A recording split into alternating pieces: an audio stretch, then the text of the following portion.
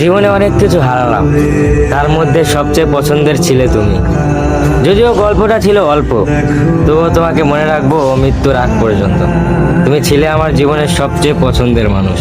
তোমার হাসি, তোমার কথা, তোমার সাথে কাটানো প্রতিটা মুহূর্ত সব যেন এক একটা যন্ত্রণাদায়ক স্মৃতি হয়ে বুকে আঘাত করে। আমাদের গল্পটা খুব বড় ছিল না, তবু প্রতিটা পৃষ্ঠায় আজও আমায় কাঁদায়। আলো আধারের মাঝে একটা সম্পর্ক, যেখানে তুমি ছিলে আলো, আমি ছিলাম ছায়া। আজ তুমি নেই, তবুও প্রতিদিন তোমায় খুঁজি।